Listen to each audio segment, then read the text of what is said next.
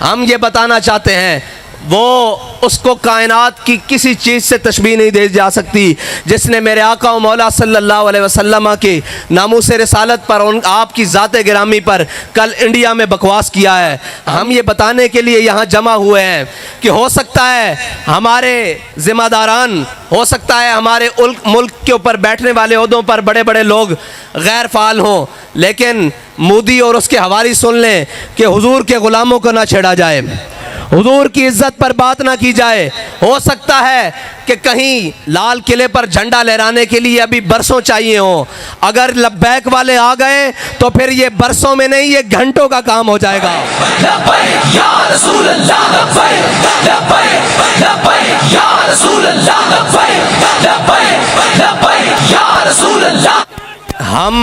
हम दुनिया की अक़वाम आलम को कहते हैं कि अगर दुनिया का अमन कायम रखना चाहते हो तो उसका एक ही तरीका है कि हमारे आका व मौला सल्लल्लाहु अलैहि वसल्लम की इज़्ज़त करना सीखो। और हम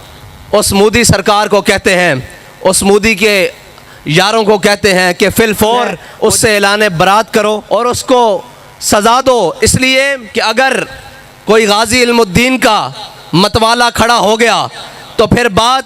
सिर्फ उस गुस्ताख तक नहीं रहेगी, बात उस तक भी पहुंचेगी जो उसके साथ खड़ा होगा।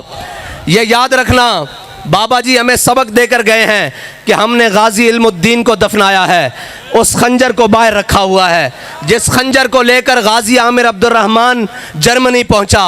वो खंजर भी बाहर है। गाजी अब्दुर्रहमान चीमा को दफनाया है, उस खंजर की निस्बत से मुमताज़ कादरी कोहसार मार्केट में 27 गोलियां लेकर पहुंचा था, वो बंदूक भी बाहर पड़ी है। और ये याद रखना कि अगर गौरी, शाहीन, हतफ हमने अपने हुजूर की इज़्ज़त के लिए इस्तेमाल ना किए तो हमारा कोई फ़ायदा नहीं। हमने ये सारा कुछ रखा ही अपने आका व मौला की इज़्ज़त के लिए हुआ है। अगरचे हमारे कुछ ज़िम्मेदारान, अगरचे हमारे ऊपर बैठे हुए कुछ नाहल और नाहंजार, उनको मालूम नहीं है कि ये सब कुछ है ही हुजूर के लिए। हमने जाने भी हुजूर के लिए रखी हुई हैं, ये वतन भी हुजूर के लिए रखा हुआ है, हमारा सब कुछ हुजूर के लिए है। हम उनको कहते हैं कि तुझे कुत्ते से निस्बत देना, तशबीह देना, हम कुतिया की तौहीन समझते हैं, क्योंकि कुत्ता कुत्ता ज़रूर है लेकिन गुस्ताख़ रसूल नहीं है। वो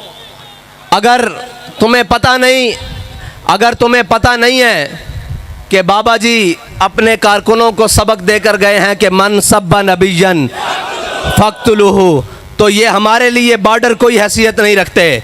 अगर हम अपने आका व मौला की इज़्ज़त का बदला लेने आ गए तो फिर वो सफ़ेद झंडा जिसे फ़तह की अलामत समझा जाता था, सैकड़ों कंटेनरों की मौजूदगी में और शैलों की बौछार में एक झंडा बुलंद होता था जिसके ऊपर लिखा होता था ताजदारे ख़त्म नबूवत जिंदाबाद, या झंडे के ऊपर लिखा हुआ था मन सब्बा नबियन,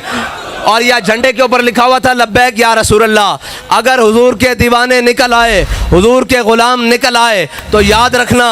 तुम्हारा घर हमसे दूर नहीं है पड़ता।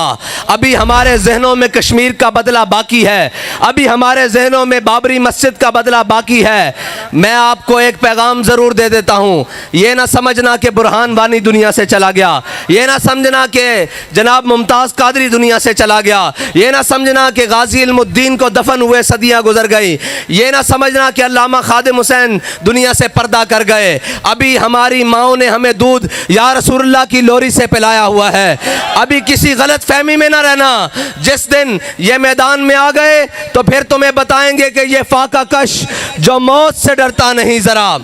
तुम्हें बताएंगे कि हुजूर सैयद आलम सल्लल्लाहु अलैहि वसल्लम के उम्मती अभी ज़िंदा हैं, अभी हुजूर की नामूस पर पहरा देना जानते हैं।